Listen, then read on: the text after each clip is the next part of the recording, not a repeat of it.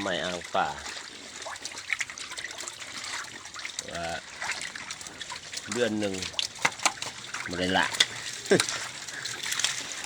เดือนหนึ่งเป็นคนหนึ่งยังไรกับวีเวลา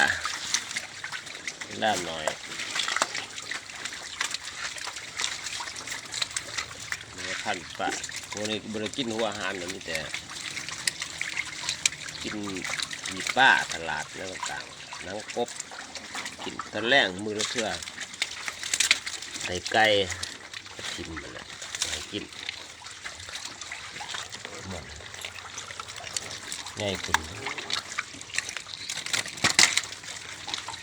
ว่าสิเพาะพันธุ์มันแหละแต่ว่ามันมีเวลาสถานที่กับพันเหมาะตรงกับมันเพาะพันธุ์ป่า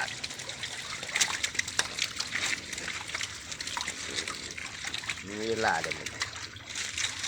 เสาดิได้หาน้ำใหม่อาบเปรี้ยงออกแล้วก็เปรี้ยงน้ำไปเลย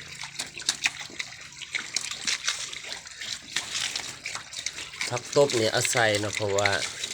เวลาตานความหิวเข้ามาแล้วเอาเกลือมาทีนี้มันกินผักตบไหนป่าครบเพื่อนนี่ลงใส่ผักตบแก่ความหิวโหยของมันกินไปเนาะเต็มท้องมันก็อยู่กันแล้วแต่มีวิตามินมีมันก็เลี้ยวแต่ผักตบเลยนะแล้วไม่เอา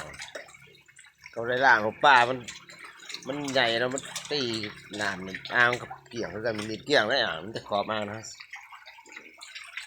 อ่างพอพันกบเนาะเดี๋ยวป้ามาใส่ก่อนเพื่อนจะพอพันกบ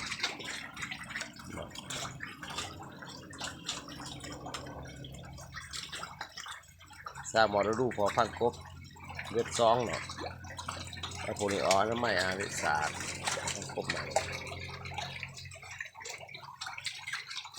อย่างป้าไว้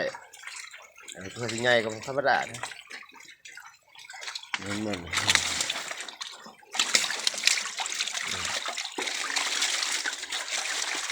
ไข่แก่เลยหรอตัวดื้อมันแดงตัวนี้ประมาณ3 โล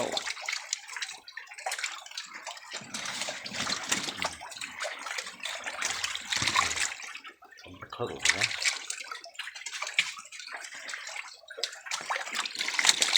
ก็ได้ดูแลไปจังไรรวมกันเนาะเนี่ยปะอยู่นี่จะได้ของตลาดมาให้ใส่ไปแพร่ร้อยน้ำมันกินอยู่ทั้งแพร่เลยนะบริท้องลงขุนอ่างมันคือมันกินอยู่ทั้งแพร่เนาะนี่กระโหลกผ้ากระถุงมาลอยน้ำไปแล้วก็อาหารใส่มันกินอยู่ทั้ง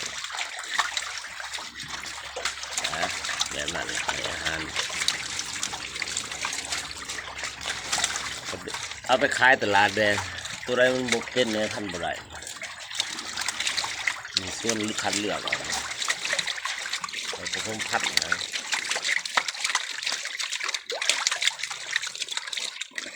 แต่โยกเห็ดขัดนะซอยปลาดุก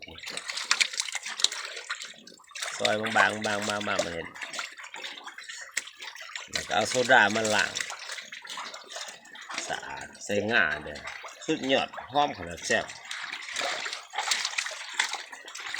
ไม่มาเห็ดกินแซ่บสุดยอดเลย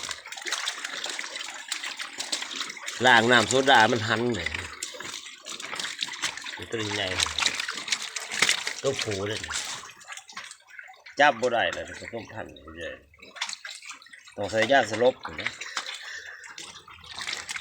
ชาตินี้เลยนะ